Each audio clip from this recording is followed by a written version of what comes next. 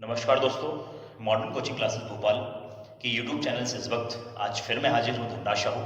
और जैसा कि आप सभी जानते हैं, हमारी लॉकडाउन की प्रिपरेशन मेरे इस यूट्यूब चैनल के माध्यम से बहुत ही अच्छी चल रही है। और मैं ये आस व्यक्त कर रहा हूँ, जैसा कि मैंने प्रिपरेशन की सजेशन आपको किया हुआ है दोस्तों, आप उन सारी सजेशन को फॉलो कर रहे होंगे, घर में हैं आप, सुरक्षित हैं और अपने आप को सेफ भी महसूस कर रहे होंगे। तो दोस्तों, मैं बात करूंगा आज से फिर हमारी जो क्लासेस हैं उस क्लासेस के विषय में कि जो क्लास हमारी अभी नंबर सिस्टम की चल रही थी, उस क्लास को ही आगे कंटिन्यू करूंगा। तो अभी तक आपने देखा था दोस्तों कि हमारी जो कॉन्सेप्ट की क्लासेस चल रही थी नंबर सिस्टम में, मैंने उसके संबंधित उस टॉपिक से संबंधित जो भी कॉन्सेप्ट था आपके सामने प्रेजेंट किया दोस्तों। साथ ही मैंने कोशिश किया कि जीरो स्तर से आपको उसका कॉन्सेप्ट दिलाऊं, ताकि आपको कोई भी प्रॉब्लम उसके क्वेश्चनों को समझने में ना हो। क्योंकि आप लोगों ने ये देखा होगा और आपके मन में प्रतिदिन की वीडियो अपलोड होने के बाद में दोस्तों ये चर्चा होती है और ये मन में उत्साह जागता है कि सर आप क्वेश्चन क्यों नहीं करवा रहे। तो दोस्तों, मैं आपको जानकारी दे देता हूं कि मैं अभी आपको फर्स्ट क्लास में बोला था कि मेरा जो वीडियो अपलोड होगा मैं आपको जीरो स्तर से लाऊंगा और कॉन्सेप्ट के साथ ही आपका बेस पहले क्लियर कराऊंगा, उसके बाद में क्वेश्चन कराऊंगा दोस्तों। तो आज से हम क्लास स्टार्ट कर रहे हैं, क्वेश्चन भी करेंगे, उसके साथ में उसके ट्रिक्स समझेंगे, कॉन्सेप्ट समझेंगे। अभी तक आपने बेसिक कॉन्सेप्ट समझा है नंबर सिस्टम का दोस्तों, तो मैं एक बार यही रिक्वेस्ट कर रहा हूं, आप लोग कंटिन्यू हो जाइए, रेगुलर हो जाइए मेरी इस क्लास में और बिल्कुल भी लापरवाही ना करें दोस्तों। क्योंकि जब तक आप लापरवाही करेंगे तो हमारी क्लास का और इस लॉकडाउन की प्रिपरेशन का आप बिल्कुल भी फायदा नहीं उठा सकते। बहुत ही शानदार क्लासेस चल रही हैं, बहुत से रिस्पांस मुझे मिलना चालू हो गए हैं दोस्तों। तो मैंने ये देखा है कि जो हम तैयारी करवा रहे हैं कुछ बेहतर है इस लॉकडाउन में अन्य लोगों की अपेक्षा। तो मैं ये दावा करता हूं कि आप हमारी मेहनत को और आप अपनी मेहनत को कंटिन्यू रखें और हमारे इस लॉकडाउन के प्रिपरेशन के माध्यम से जन जन तक जो जागरूकता फैलाया जा रहा है हमारे एजुकेशन के क्षेत्र में, उसे आप कंटिन्यू रखिए और बरकरार रखिए दोस्तों। तो मैं ज्यादा समय ना लेते हुए आज की क्लास स्टार्ट कर रहा हूं। जैसा मैंने आपको चर्चा में बताया कि हमारा नंबर सिस्टम का अभी तक कॉन्सेप्ट चल रहा था दोस्तों, अब मैं बात करूंगा उसके क्वेश्चन बेस्ड, कैसे क्वेश्चन हमारे एग्जाम में आते हैं। आप लोग के मन में ये उत्साह बहुत दिन से जग रहा था कि सर आपकी ये चौथी क्लास है, आज हमें आप क्वेश्चन दीजिए। तो आज मैं बात करूंगा क्वेश्चन की और कॉन्सेप्ट उसके बीच में आएगा, साथ ही कॉन्सेप्ट बताते चलूंगा। लगभग मोस्ट ऑफ जो कॉन्सेप्ट था नंबर सिस्टम में वो मैंने आपको कंप्लीट करा दिया है दोस्तों। अब मैं बात कर रहा हूं इससे संबंधित जो भी क्वेश्चन आते हैं उसकी। तो सबसे पहले आपने दोस्तों देखा होगा, कल मैंने डिविजिबिलिटी रूल्स पढ़ाया, तो मोस्ट ऑफ डिविजिबिलिटी में मुख्य रूप से आपको वो नंबर बताया मैंने जो आप आसानी से कर सकते हैं।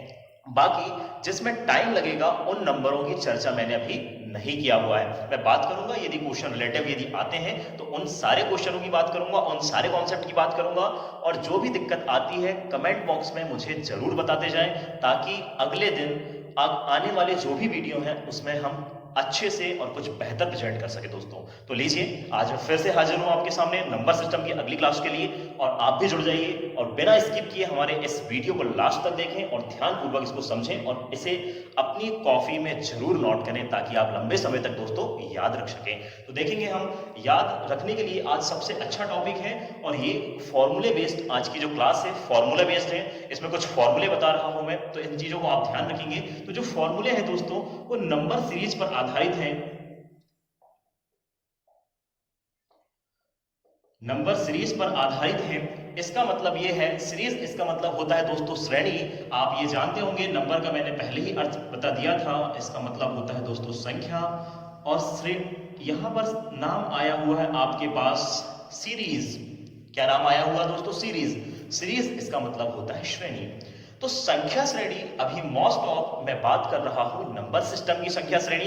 कोई भी दोस्त ये ना बोले कि सर हमारा 11th-12th में मैथ सब्जेक्ट था और हमने मैथ्स से, हमारे सब्जेक्ट से कुछ एजुकेशन में आगे पढ़ाई किया हुआ है, तो सर आप जो संख्या श्रेणी पढ़ा रहे हैं वो संख्या श्रेणी दीजिए। तो मैं वो संख्या श्रेणी जब मेरा समांतर क्रम और गुणोत्तर माध्यम, ये सारी जो श्रेणी आएगी, गुणोत्तर श्रेणी और समांतर श्रेणी जब आएंगी, उस टॉपिक में मैं आपको क्लियर कराऊंगा दोस्तों। तो आज मैं बात कर रहा हूं नंबर सिस्टम की संख्या श्रेणी क्या होती है और इनसे संबंधित कौन से फॉर्मूले आते हैं। तो संख्या श्रेणी, संख्या इसका मतलब अंकों से मिलकर बना हुआ भाग संख्या कहलाता है। श्रेणी इसका मतलब इसका कोई एक पर्टिकुलर रूप, अभी तक जो आपने संख्याएं देखा है उन संख्याओं को एक निश्चित सीरीज के रूप में पढ़ना, एक सरलतम रूप में जिसे हम व्याख्या करें तो हमको लगे कि हाँ भाई ये जो सीरीज है, ये जो संख्या की लाइन है, ये या जो संख्या आई हुई है, जो क्वेश्चन आया हुआ है, उसका जो ग्रुप हमारे पास दिया हुआ है वाकई में कोई एक निर्धारित श्रेणी बनाता है, इसलिए मैंने नाम दिया हुआ है संख्या श्रेणी का। ये आप लोग भी जानते होंगे कि किस तरीके से श्रेणी आती है। तो इस श्रेणी के फॉर्मूले बताने से पहले मैं दो नाम आपके सामने रख रहा हूं, क्योंकि श्रेणी में ये चीज देखने को मिलता है, आरोही क्रम और अवरोही क्रम, जैसा आपने बचपन में पढ़ा होगा दोस्तों। तो असेंडिंग ऑर्डर इसको बोला जाता है दोस्तों आरोही क्रम। क्या बोला जाता है दोस्तों? असेंडिंग ऑर्डर मीन्स होता है आरोही क्रम। आरोही इसका मतलब होता है दोस्तों निरंतर बढ़ते क्रम। इसका मैं यहां प्रेजेंट कर रहा हूं, जैसे कि यदि 1 है तो ये 2, 3, 4 इस प्रकार से संख्या आपको छोटी संख्या से बड़ी संख्या की ओर बढ़ती हुए दिखेंगी, तो इसे हम बोलते हैं दोस्तों आरोही क्रम। मीन्स इसका इंग्लिश नाम होता है असेंडिंग ऑर्डर। इसी प्रकार मैं बात कर रहा हूं अगले उसकी, तो अगले में हम बात करेंगे डिसेंडिंग ऑर्डर की।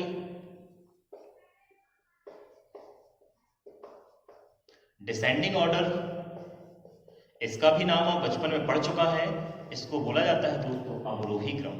क्या बोला जाता है दोस्तों? अवरोही क्रम। तो आपने देखा आरोही क्रम और अवरोही क्रम। तो अब आरोही क्रम से तो आपने सीखा कि आरोही क्रम, यदि सर सबसे छोटी संख्या, यदि कोई संख्याएं दी गई हैं तो आरोही क्रम में हम उन संख्याओं को सबसे छोटी संख्या से बड़ी संख्या की ओर बढ़ाते हुए चलते हैं। इस क्रम को हम असेंडिंग ऑर्डर या आरोही क्रम कहते हैं सर। आपने ये चीज भी देखा। अब मैं बात कर रहा हूं डिसेंडिंग ऑर्डर की। डिसेंडिंग इसका मतलब जो कोई निश्चित, इसके नाम से अर्थ है डिस एंडिंग, इसका मतलब इसका कोई निश्चित एंड हो जाए, इसमें एंड नहीं होता। ठीक है दोस्तों।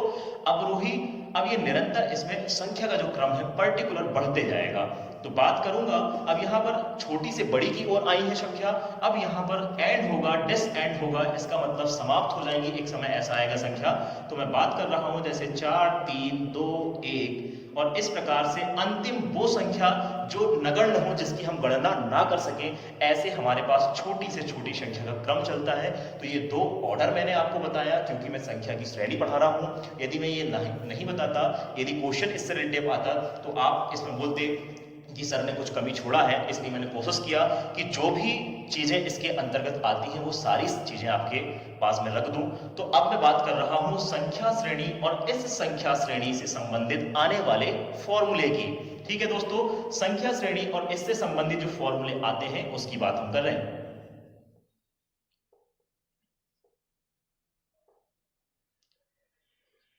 यहाँ नंबर सिस्टम का टॉपिक है संख्या श्रेणी, उसी के सूत्र लेंगे हम। क्योंकि यदि मैं बात करता हूँ समांतर श्रेणी, गुणोत्तर श्रेणी की, और उसके फॉर्मूले यदि लाता हूँ तो हमारा ये टॉपिक बहक जाएगा, इसलिए मैं उस टॉपिक में उस श्रेणी की बात करूंगा। तो अभी मैं बात कर रहा हूँ जैसे कि यदि कोई आपके पास कॉन्सेप्ट आ जाता है दोस्तों कि प्राकृत संख्या यदि 1 से लेकर मान लीजिए कोई n तक, n कोई नंबर है, वहां तक की प्राकृत संख्याओं का योगफल यदि आपको ज्ञात करना है, कैसे आप ज्ञात करेंगे? तो मैं यहां लिख रहा हूं लगातार 1 से n तक की प्राकृत संख्या का योग।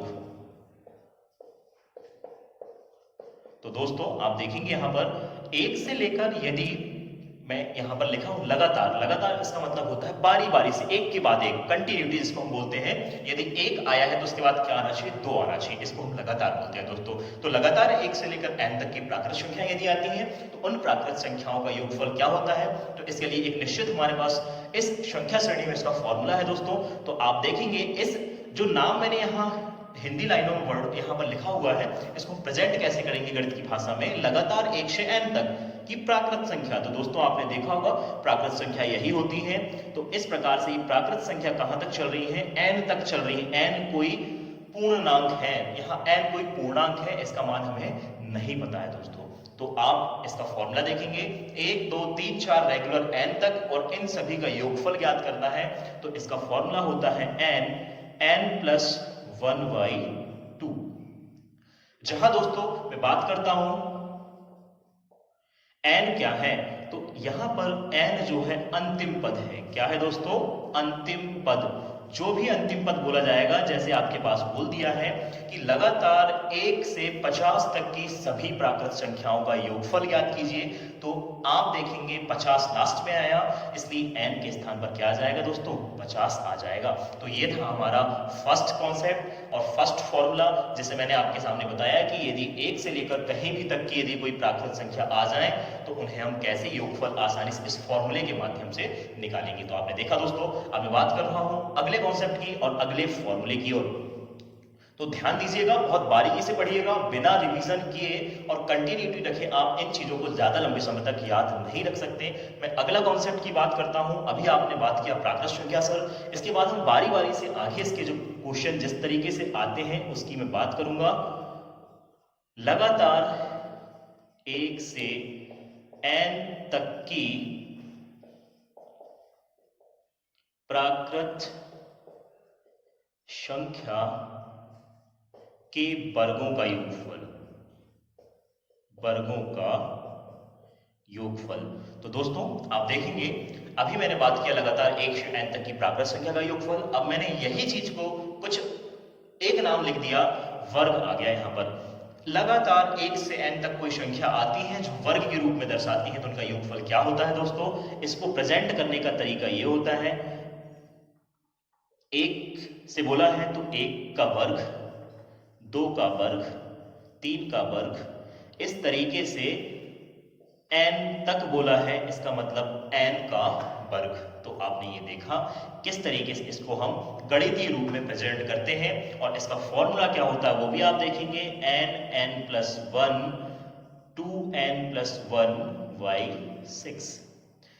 तो दोस्तों आपने देखा 1 से n तक की प्राकृत संख्या देख लिया। 1 से n तक की प्राकृत संख्या के वर्गों का योगफल यदि आपको ज्ञात करना है तो इस फॉर्मूले को ध्यान में रखना होगा, n+1 × 2n+1 पूरे के बटे में क्या है? 6 है। तो ये था आपका कॉन्सेप्ट। और यहां पर n क्या है? जैसे मैंने यहां बताया था, n का जो मान है अंतिम पद कहलाता है दोस्तों। क्या कहलाता है दोस्तों? अंतिम पद कहलाता है। एक चीज ये भी ध्यान रखेंगे, यदि आप मैथ्स के स्टूडेंट हैं तो आपने ये भी पढ़ा होगा, समांतर श्रेणी और गुणोत्तर श्रेणी में इस अंतिम पद को कहीं कहीं कुछ क्वेश्चन ऐसे आ जाते हैं जैसे एल से भी प्रेजेंट करते हैं। तो एक चीज ये ध्यान रखिएगा हमेशा कि यदि क्वेश्चन बेस्ड एन पर आधारित आया है तो फॉर्मूले में एन रख लीजिएगा।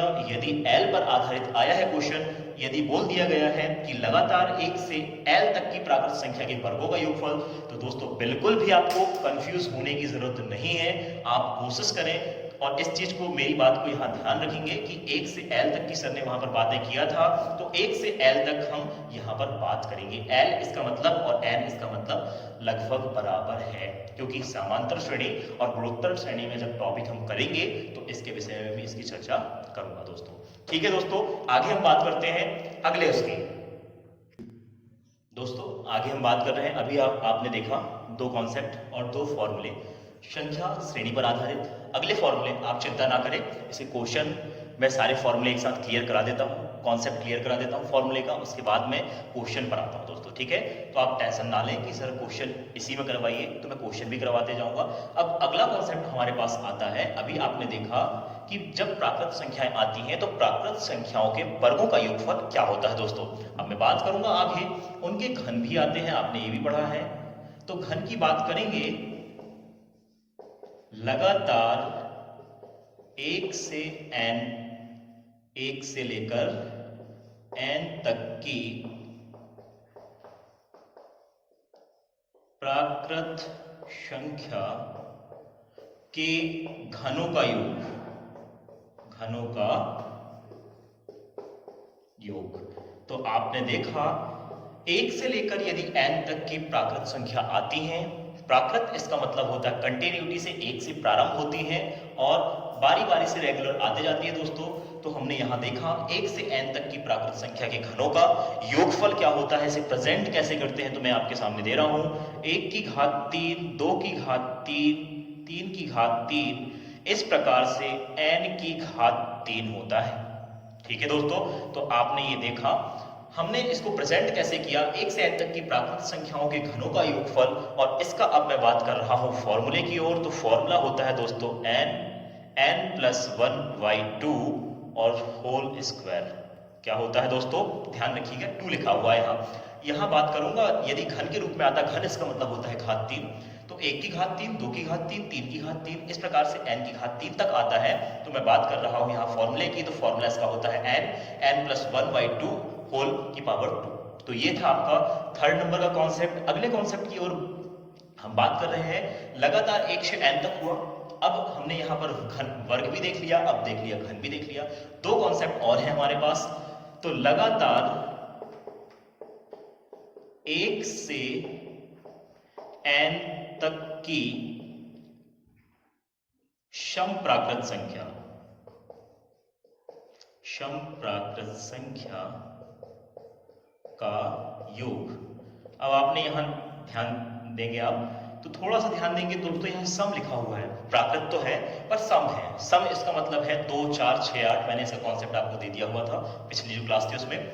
लगातार 1 से n तक की सम प्राकृत संख्या का योगफल क्या होता है, इसको प्रेजेंट कैसे करेंगे। 1 से देखिए 1 क्या सम संख्या है, नहीं है, इसलिए हम इसका जो व्यापक रूप है हम इसको किस तरीके से लिखेंगे, 2, 4, 6, 8, इस तरीके से चले जाएंगे। और हम ये बात करेंगे कि सम प्राकृत संख्या या कोई भी सम संख्या आती है तो उसका व्यापक रूप दोस्तों 2n होता है, जहां n एक प्राकृत संख्या होती है। n के स्थान पर यदि आप 1 रखते हैं तो 2 आएगा, 2 रखते हैं तो 4 आएगा। तो आप देखेंगे इसका व्यापक रूप होता है 2n होता है, इसलिए मैं यहां पर लास्ट में लिख देता हूं 2n, यानी 2n यहां पर क्या है, अंतिम समपद है। क्या है दोस्तों, अंतिम समपद है। तो इस चीज को आपको ध्यान रखना है। तो लास्ट वाला समपद को मैंने 2n से इसलिए प्रेजेंट किया है क्योंकि 2n जो है व्यापक रूप होता है अंकों का। क्या होता है दोस्तों, व्यापक रूप होता है। तो इस चीज में आपको ध्यान रखना है। मैंने आपको समझने के लिए 2n लिखा हुआ है, चाहे तो मैं यहाँ n भी लिख सकता हूं और उस n को नाम दे सकता हूं कि अंतिम समपद है। पर मैंने आपको बताया कि व्यापक रूप इसका 2n के रूप में होता है। 2n के फॉर्म में सम प्राकृत संख्या होती है, इसलिए मैंने यहाँ 2n दिया हुआ है। तो हम बात कर रहे हैं सम संख्या, और इस सम प्राकृत संख्याओं का योगफल क्या होगा। तो बताएंगे कोई कि सम प्राकृत संख्याओं का योगफल क्या होता होगा। तो इसका बहुत ही छोटा सा फॉर्मूला है x+1। अब सभी लोग कंफ्यूज हो गए कि सर यहाँ पर x कैसे आ गया, क्योंकि आप तो n बता रहे हैं, n से संबंधित फॉर्मूला है और x कैसे आ गया। तो दोस्तों मैं आपको क्लियर करा रहा हूं कि यहां पर x है क्या चीज। तो दोस्तों हम देखेंगे, नई चीजें कुछ आती है तो बिल्कुल मैं उस कॉन्सेप्ट को क्लियर कराऊंगा, जहां x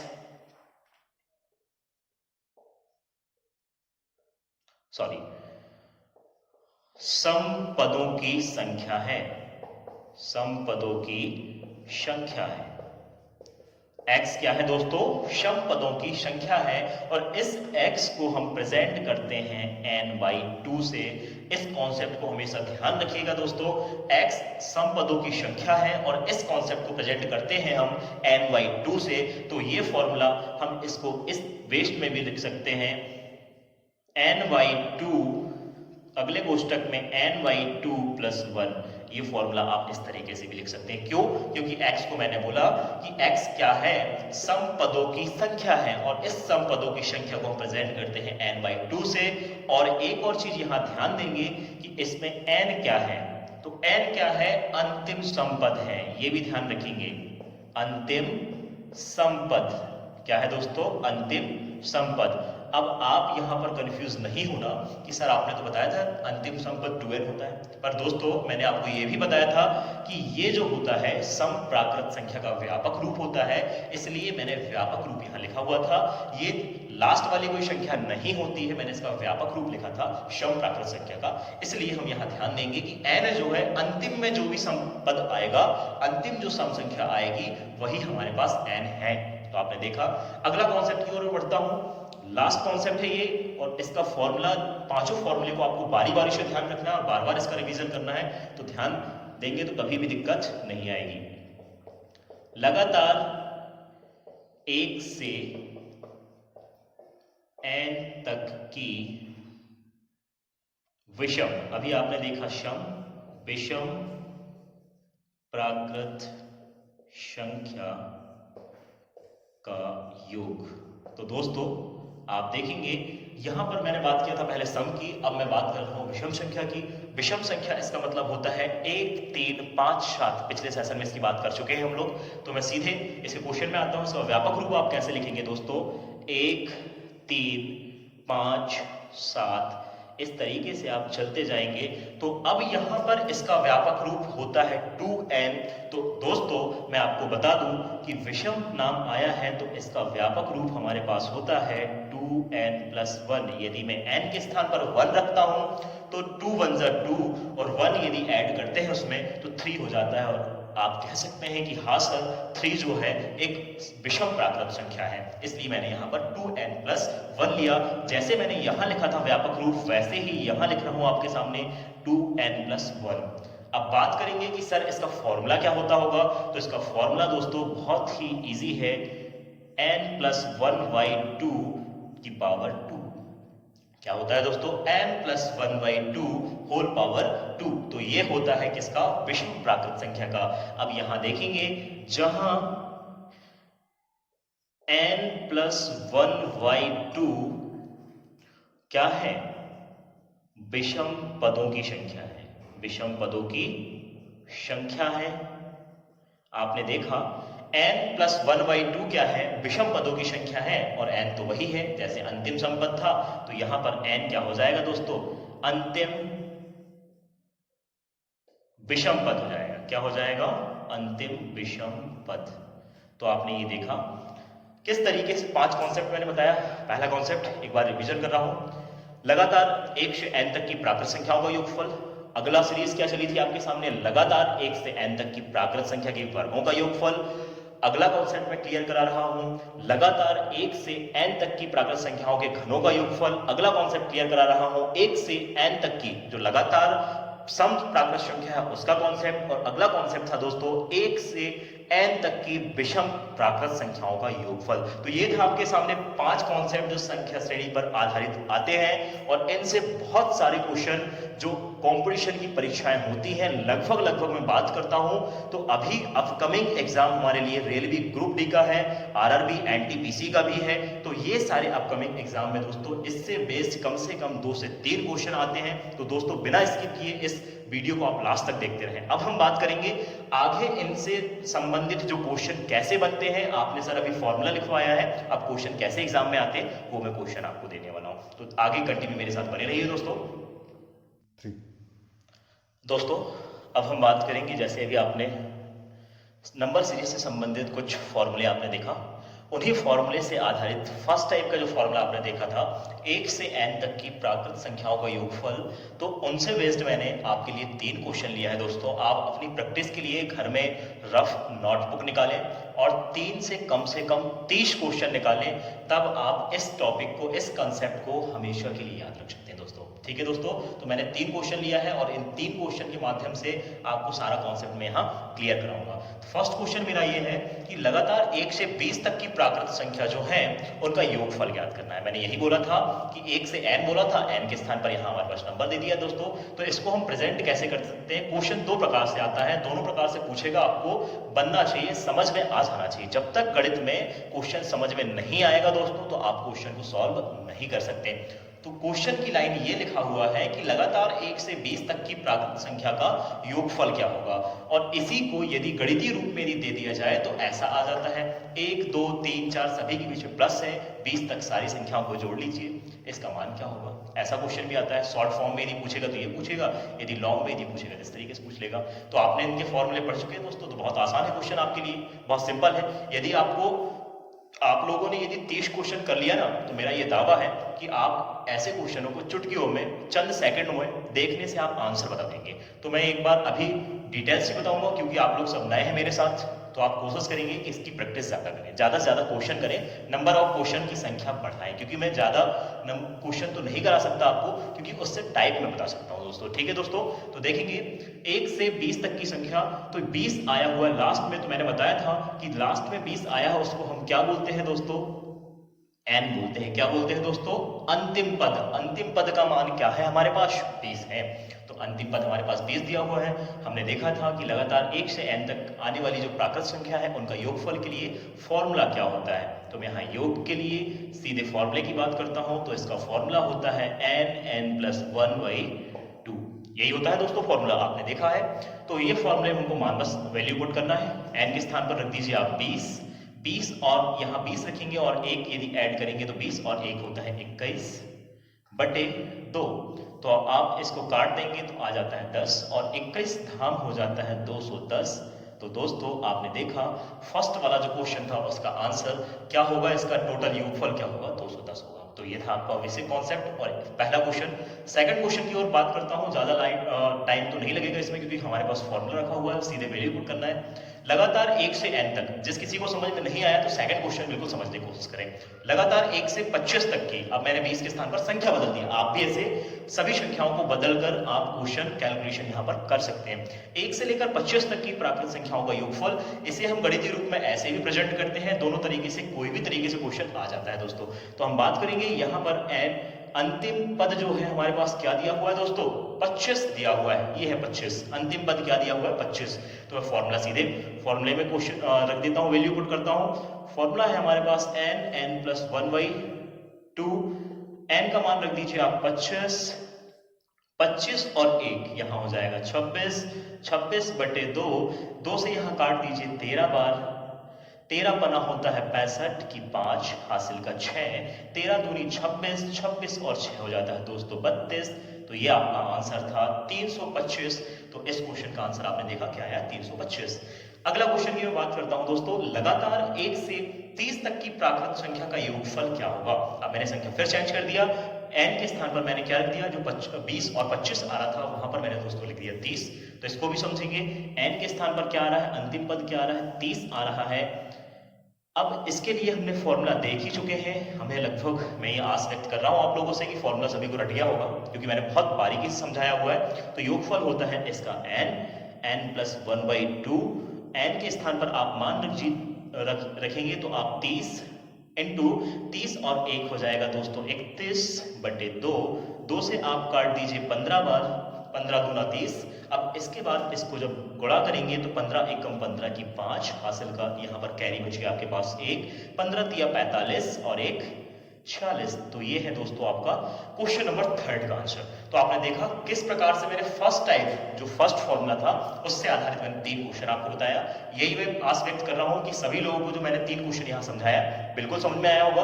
बस आप इनकी कंटिन्यूटी के लिए कम से कम इससे रिलेटिव संख्या बदलकर दोस्तों आप 30 क्वेश्चन करिएगा, तब आप हमेशा के लिए कॉन्सेप्ट क्लियर कर सकते हैं दोस्तों। मैं अगले टाइप की बात कर रहा हूं, देखते रहिए दोस्तों।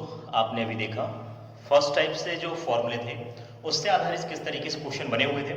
अब मैं सेकंड टाइप में बेस्ड जो क्वेश्चन है, 2 क्वेश्चन आपके सामने लिखा हुआ है, तो आप ध्यान से इस क्वेश्चन को पहले पढ़िए। 1 से 8 तक लगातार है, मैंने अब आपको 3 क्वेश्चन बता दिया उस आधारित, तो मैंने थोड़ा सा शॉर्ट कर दिया हुआ है लगातार ना लिखते हुए। 1 से 8 तक आप समझ सकते हैं कि लगातार है। 1 से 8 तक की प्राकृत संख्या के वर्गों का योगफल क्या होता है। इसी प्रकार 1 से 12 तक की प्राकृत संख्या के वर्गों का योगफल क्या होता है। इनके दोनों का मैंने व्यापक फॉर्म भी लिखा हुआ है, तो आप ध्यान देंगे। तो सबसे पहले आपको ध्यान रखना है, मैंने आपको क्या बताया हुआ है दोस्तों, तो ये चीजें आपको ध्यान में रखना है। 1 से 8 तक की प्राकृत संख्या के वर्गों का योगफल, तो 8 यहाँ है 8, तो 1 से 8 तक। तो सबसे पहले देखेंगे अंतिम पद क्या है, n का वैल्यू क्या है 8 तक बोला, जहां तक बोला है वही हमारा n है, अंतिम पद है। पर एक चीज ध्यान रखेंगे, इस चीज को सम और विषम में नहीं रूल्स फॉलो करना है। तो n का मान देखा आपने क्या है, आपके सामने 8 है n का मान। अब इसका मैं फॉर्मूला देखता हूं, तो योग के लिए फॉर्मूला होता है n+1 2n+1 पूरे के बटे में 2। यही होता है दोस्तों फॉर्मूला, आपने देखा। अब मैं फॉर्मूले में वैल्यू पुट कर रहा हूं। n का मान क्या है आपके सामने 8 और 1 हो जाएगा आपके पास 9। इसी प्रकार 8 दूना 16 और 1 हो जाएगा आपके पास 17 पूरे के बटे में, यहाँ 6 आएगा, पूरे के बटे में क्या है दोस्तों 6 है। अब काट देंगे आप, 3 दूना 6, 3 तिया 9, 2 से काट देंगे 2 चौके 8। तो आपने देखा 4 तिया 12, यहाँ पर 12 है, 4 तिया 12 और यहाँ पर है 17। तो अब हम इन दोनों का गुणा कर लेंगे, 12 और 17 है, तो 17 दूना 34 की 4 हासिल का आपके पास 17 दूनी 34 की 4 बच गया, कैरी में 3, फिर 17 से फिर आप करेंगे 17 एकम 17 12 बचा हुआ है तो 1 बचा, 17 एकम 17 और 3 हो जाएगा 20। तो कॉन्सेप्ट आपको समझ में आया होगा, बहुत आसानी से और बहुत इजी है, बस फॉर्मूले में आपको मान रखना है।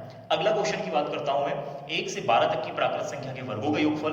तो यहां पर आपको देखना है दोस्तों, सबसे पहले आपको ध्यान रखना है कि n के स्थान पर है क्या चीज। तो n के स्थान पर क्या है हमारे पास, 12 है दोस्तों। क्या है n के स्थान पर, 12 है।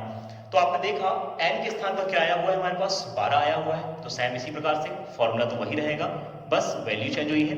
तो 1 से हमारे पास आया हुआ है 12 तक की सभी प्राकृत संख्या के वर्गों का योगफल। तो फॉर्मूले में मान रखेंगे, फॉर्मूला होता है n प्लस 1 2 n प्लस 1 पूरे के बटे में 6। जब तक दोस्तों आप लोगों को फॉर्मूला रट नहीं जाता तब तक आपको शॉर्ट फॉर्म में दिमाग नहीं दौड़ाना है, क्योंकि आप अभी तक में आपने यही देखा होगा, यदि फर्स्ट ट्रिक यदि देखते हैं तो डिटेल्स का जो कॉन्सेप्ट है आप जन्म जन्म के लिए याद रख सकते हैं और इसी में स्पीड लाने की कोशिश करें, यही आपके लिए ट्रिक्स बनने वाली। तो हम देखेंगे यहाँ पर n का मान रख दीजिए, क्या है 12 और 1 हो जाएगा यहाँ पर 13। यहां पर रखेंगे 12 n के स्थान पर, तो 12 दूनी 24 और 1 हो जाता है दोस्तों 25। इसके बटे में क्या आ गया, 6 आ गया दोस्तों। अब हमें इसको डिवाइड कर देना, 6 एकम 6, 6 दूना यहां पर हो गया फिर 12। अब हमारे पास 13 दूना 26 गुणित क्या बच गया, 25 बच गया। तो आप दोनों का यदि गुणा करेंगे दोस्तों तो यहां से गुणा कर देंगे तो 25 और 25 का गुणा करते हैं तो आता है 625। इसी प्रकार से एक बार 25 का और गुणा करेंगे, ऐड कर देंगे तो ये हो जाएगा दोस्तों 650। तो ये था आपका 1 से 12 तक की जो प्राकृत संख्याएं होती हैं उनके वर्गों का योगफल। फिर मैं कंटिन्यू कर रहा हूं अगले टाइप की ओर, तो देखते रहिएगा। तो दोस्तों अब हमने बात किया था सेकंड टाइप, जैसे वर्गों का योगफल क्या होता है। सेम टाइप अगला है, 1 से 10 तक की जो प्राकृत संख्या होती है दोस्तों उनके घनों का योगफल क्या होता है। इसी प्रकार अगला क्वेश्चन जो है 1 से 15 तक की प्राकृत संख्या के घनों का योगफल क्या होता है। तो मैंने आपको यहाँ पर दोनों रूपों में क्वेश्चन प्रेजेंट किया हुआ है, तो आपको समझ में आ रहा होगा दोस्तों, सभी को स्पष्ट है, क्लियर है गाइस, क्लियर है। देखेंगे अब यहाँ पर सबसे पहले आपको देख लेना है कि अंतिम पद, सबसे पहली नजर ऐसे यदि क्वेश्चन आते तो अंतिम पद के लिए होना चाहिए। तो अंतिम पद आपके सामने क्या है दोस्तों, यहाँ पर 10 है। अंतिम पद क्या है दोस्तों, 10 है।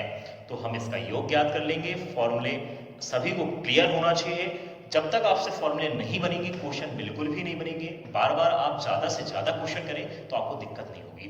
तो फॉर्मूला इसका क्या होता है मैंने बता दिया हुआ था, n प्लस 1 पूरे के बटे में 2 और होल पावर 2, ये इसका फॉर्मूला होता है। ये होता है, सभी क्लियर है गाइस, क्लियर है। तो अब मैं बात कर रहा हूं, ये जो फॉर्मूला है हमारे पास, इस फॉर्मूले में हम मान रखते हैं।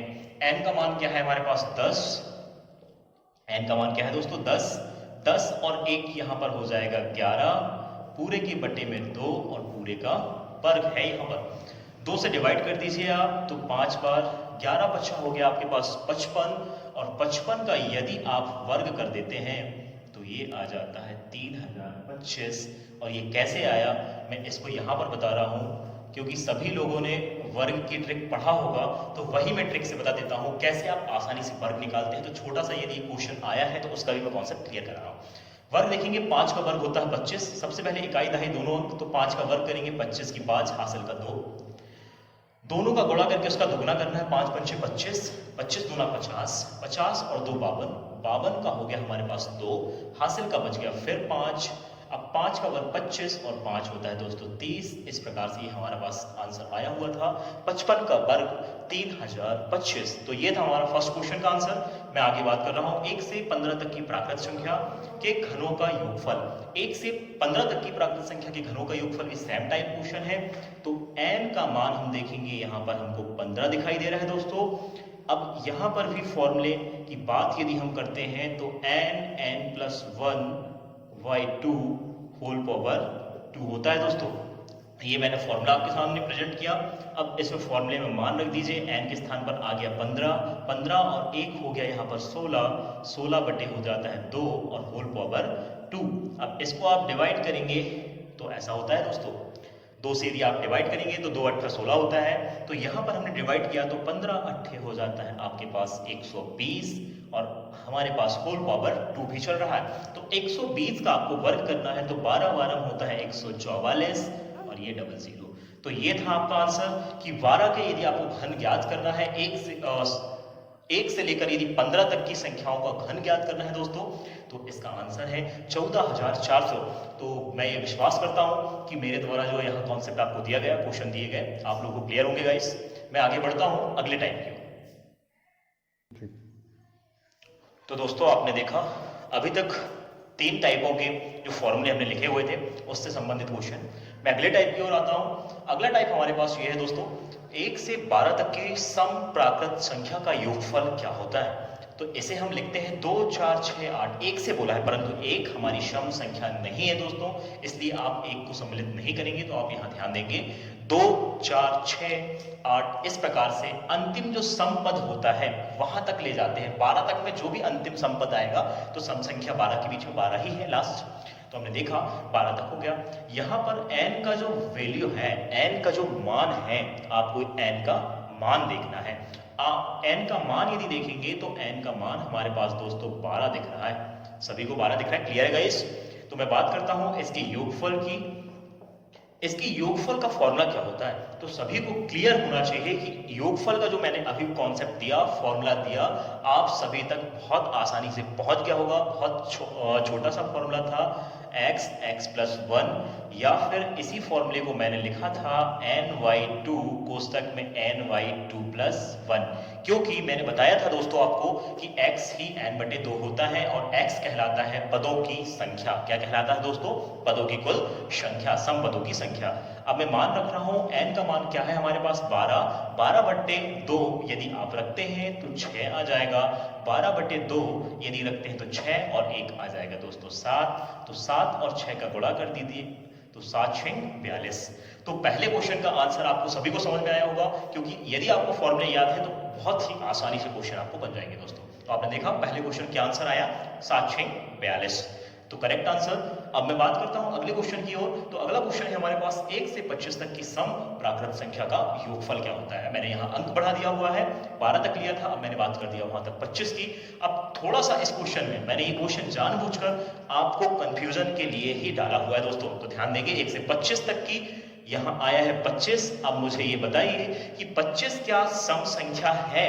तो बिल्कुल आप बोलेंगे सर 25 बिल्कुल भी सम संख्या नहीं है, परंतु क्वेश्चन में आपसे पूछ लिया 1 से 25 तक कि सम प्राकृत संख्या का योगफल। तो आपको ध्यान देना होगा दोस्तों कि 1 से 25 के बीच में वो कितनी सम संख्याएं हैं और अंतिम वाली सम संख्या कौन सी है ये पहचानना होगा।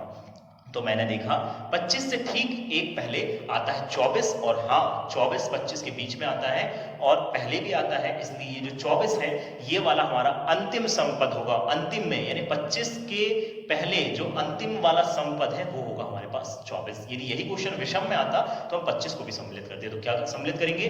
n का मान आपको बहुत ध्यान से पहचानना है, सम और विषम भी क्वेश्चन में। तो n का मान क्या हो गया दोस्तों आपके पास? n मैंने क्या बताया था? अंतिम समपद होता है, अंतिम सम पद होता है। सम का क्वेश्चन है तो सम, विषम का है तो विषम। तो यहाँ n का मान आ गया आपके पास 24। तो योगफल का फिर फॉर्मूला लगा दीजिए आप, n/2 प्लस 1। फॉर्मूले में आप वैल्यू पुट करेंगे तो यहाँ 24 रखेंगे, 24/2 आ गया आपके पास 12, यहाँ 24/2 12, यहाँ यदि 24 रखते हैं और 2 से डिवाइड करते हैं तो 12, 12 में 1 जोड़ देते हैं तो आ जाता है दोस्तों 13। अब 13 और इसको यदि आप 12 धाम 120, 12 13 में यदि गुणा कर देंगे तो आ जाता है दोस्तों सीधे 156। आप गुणा कर देख लीजिए, 13 धाम 130 भी होता है, या फिर 13 दूनी 26 के 6, हासिल का 2, 13 एकम 13 और 2 हो जाता है 15। तो इस प्रकार से आपने देखा कि इस क्वेश्चन का आंसर क्या आया, 156। तो आपको एक और क्वेश्चन के माध्यम से मैं यहां दे देता हूं, शॉर्ट में क्वेश्चन दे रहा हूं। आपको ध्यान रखना है कि ऐसे क्वेश्चन यदि आएंगे तो इसको आपको कैसे सॉल्व करना है दोस्तों। तो मैं बात करता हूं 1 से 9 तक की सम प्राकृत संख्या का योग, सम प्राकृत संख्या का योग। तो हम यहां बात कर रहे हैं 1 से 9 तक की। अब 9 बताइए मुझे सम है क्या विषम? तो बिल्कुल डेफिनेटली आपने समझ चुका है कि सर 9 जो है विषम यानी ऑड नंबर है। तो हम इसके लिए देखेंगे कि 1 एक तो सम्मिलित नहीं, क्योंकि सम पूछा है, तो 2 4 6 इस प्रकार से जब हम आगे जाएंगे तो अंतिम वाला जो पद हमको जो दिख रहा है, जो सम है, सम क्या है आपके पास 8 है दोस्तों, क्या है 8 है। तो इसलिए हम इसमें फॉर्मूले मान रख देंगे कि जो फॉर्मूला होता है हमारे पास सर n/2 प्लस 1, ये आपके पास फॉर्मूला होता है। फॉर्मूले मान यदि मैं रखता हूं तो अंतिम सम पद है हमारे पास 8/2 हो जाएगा आपके पास 4, और यहाँ n/2 का मान आया 4 और 1 हो गया 5, यानी 4×5 = 20। ये आपका फाइनल आंसर। तो दोस्तों आपने देखा किस प्रकार से ये चौथा टाइप और अगला लास्ट टाइप में क्लियर करवा रहा हूं। तो मैं यही आस्पेक्ट अभी भी कर रहा हूं कि जो मैं यहाँ कॉन्सेप्ट क्लियर करवा रहा हूं, जो फॉर्मूले बता रहा हूं और जिस फॉर्मूले से सीरीज के माध्यम से क्वेश्चन सॉल्व करवा रहा हूं, आप लोगों को सभी को बहुत अच्छे से समझ में आ रहा होगा। यदि समझ आता है दोस्तों तो हमारे चैनल में बिल्कुल लाइक करें और कमेंट बॉक्स में फीडबैक जरूर दें। तो मैं अगले टाइप की बात कर रहा हूं दोस्तों, कंटिन्यू बने रहिए मेरे साथ। तो दोस्तों अभी आपने देखा 4 टाइप के क्वेश्चन और उनसे आधारित जो आपने फॉर्मूले देखा था, उन्हीं से आधारित मैंने आपको क्वेश्चन करवाया। अब अगला लास्ट टाइप है हमारे पास, जो हमने फॉर्मूले लिखे हुए थे उसका लास्ट टाइप 5वां टाइप है 1 से 11 तक की विषम प्राकृत संख्या का योगफल। तो दोस्तों आप लोगों को फॉर्मूला क्लियर होना चाहिए, क्योंकि मैंने फॉर्मूला सभी को क्लियर करवा दिया हुआ है। तो 1 से 11 तक की विषम प्राकृत संख्या, प्राकृत भी है परंतु क्या है, विषम संख्या है। तो विषम को कैसे प्रेजेंट करते हैं, 1 3 5 7 इस प्रकार से 11 वो लास्ट वाली विषम संख्या है, इसलिए मैंने 11 को यहाँ शामिल किया हुआ है। अगले क्वेश्चन की जैसे एक और डाउट वाला क्वेश्चन यहाँ दिया है मैंने आपको 1 से 16, चूंकि 16 यहाँ सम संख्या थी परंतु विषम की बात कर रहे हैं तो बात करूंगा उस क्वेश्चन में। तो अभी हम बात कर रहे हैं फर्स्ट क्वेश्चन की ओर। तो यहाँ सबसे पहले आपका ध्यान होना चाहिए कि सर n का मान मिल गया। सबसे पहला मान हमारे पास है दोस्तों n का मान। तो n का मान आपने देखा, n का मान हमारे पास 11 है। अब हम बात करते हैं कि सर इसका योगफल हम बहुत आसानी से निकाल लेंगे, n+1 पूरे के बटे में 2 और होल पावर 2, n+1/2 पूरे की घात 2 इसका फॉर्मूला होता है सर। तो हम इसको आसानी से प्रेजेंट कर सकते हैं। n का मान है हमारे पास 11 और 1 जोड़ेंगे तो 12 के बटे में 2 यानी हो जाएगा आपका 6, और दोस्तों 6 का यदि आप वर्ग ज्ञात करते हैं तो इसका आंसर आ जाता है 36। तो ये था आपका फर्स्ट क्वेश्चन का सॉल्यूशन। यही उम्मीद है कि सभी लोग को क्लियर हुआ होगा गाइस। तो मैं आगे बढ़ रहा हूँ अगले क्वेश्चन की ओर। 1 से 16 तक की विषम प्राकृत संख्या का योगफल क्या होता है। तो 1 से लेकर 16 तक की सभी विषम संख्या हमको देखना है। तो इसको प्रेजेंट हम कैसे करेंगे दोस्तों, 1 3 5 इस तरीके से जाएंगे आप तो देखेंगे 16 के ठीक पहले, 16 तो क्या है यहाँ पर, 16 जो है सम संख्या है, इवन नंबर है। क्या है दोस्तों, इवन नंबर है। तो मैंने आप यहाँ पर देखा कि 16 तक बोला था परंतु 16 जो था सम संख्या नहीं था, सॉरी विषम संख्या नहीं था। क्वेश्चन हमारे पास विषम का आया था, इसलिए मैंने देखा कि 16 से ठीक पहले 15 आता है, तो इसलिए हम 15 तक की संख्याओं का योगफल निकालेंगे। विषम पूछा इसलिए। तो देखते हैं n का मान यहाँ से मिल गया हमको 15। देखो कॉन्सेप्ट यदि आपको क्लियर रहेगा ना गाइस, तो मैं ये दावा कर सकता हूं कि कोई भी क्वेश्चन आप देखते से बहुत आसानी सॉल्व कर लेंगे। तो n का मान हमारे पास दिख रहा है आप कि 15 है n का मान। तो यहाँ पर हम योग इसका ज्ञात करें तो योग के लिए हमारे पास फॉर्मूला है n+1/2 होल पावर 2। तो यहाँ पर मान मैं रख देता हूँ। n का मान है हमारे पास 15 प्लस 1/2, 15 और 1 16, 16/2, 16 को 2 से डिवाइड करते हैं तो 8, 8/2 यहाँ पर आ गया, सॉरी 16/2 आया तो हमारे पास आ गया 8। 8 का यहाँ पर वर्ग है, यानी 8 का वर्ग कर देंगे तो 8 × 8, तो ये था आपका आंसर 64। तो आपने देखा गाइस अभी तक जो मैंने आपको नंबर सीरीज दिखाया था और नंबर सीरीज से संबंधित फॉर्मूले का कॉन्सेप्ट दिया था, उन्हीं कॉन्सेप्ट से आधारित मैंने आपको ये सॉल्यूशन सभी क्वेश्चनों के माध्यम से लगभग 1 2 3 क्वेश्चन सभी टाइप से करवाया। मेरी आप लोगों से यही गुजारिश है दोस्तों, मेरे YouTube चैनल में यदि आप नए हैं तो कंटिन्यूटी में मेरी भाषा को ध्यान दें। साथ ही साथ मैं यही गुजारिश कर रहा हूं आप लोगों से कि इस लॉकडाउन की प्रिपरेशन का पूरा से पूरा फायदा उठाएं, क्योंकि एक वीडियो शूटिंग करने के लिए हम भी आपके लिए कितनी मेहनत कर रहे हैं ये आप भी समझ सकते हैं। क्योंकि कोई अभिनेता जब तक यदि प्रेजेंट करता है किसी स्टेज में, तो स्टेज में जाने के लिए कितने गुरुत्वाकर्षण बल की शक्ति, हमें कितनी ऊर्जा चाहिए होती है, ये आप खुद जान सकते हैं दोस्तों। आपने देखा होगा। तो हम भी ये वादा करते हैं आपसे कि ज्यादा से ज्यादा कुछ अच्छा सिलेबस आपके सामने ला रहे हैं जो आने वाली परीक्षाओं के लिए बहुत अच्छा होगा। तो दोस्तों हमारे साथ कंटिन्यू बने रहिए। प्रतिदिन की जो क्लासेस चल रही हैं, जो सेशन मेरा चल रहा है, उसका आप पर डे नोट्स बनाइए, ताकि आपको कोई भी डाउट यदि आते हैं तो मेरे से आप डायरेक्ट कांटेक्ट के माध्यम से तो नहीं, आप फीडबैक जरूर दें और अपना कांटेक्ट नंबर डालें तो मैं उसे शेयर भी कर सकता हूं।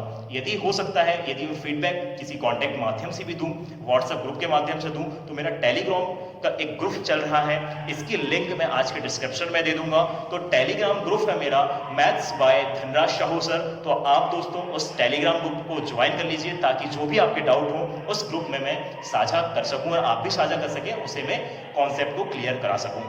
तो दोस्तों आपसे यही गुजारिश है, यदि आप मेरे इस चैनल पर नए हैं तो मेरे चैनल को लाइक करें, शेयर करें और साथ ही हमारे चैनल को सब्सक्राइब करें और बेल आइकन जरूर दबाएं, ताकि डेली के जो अपडेटेड वीडियो हैं वो आपको मिलते रहें। मैं फिर कल मिलूंगा अगली सेशन की ओर। जय हिंद, जय भारत।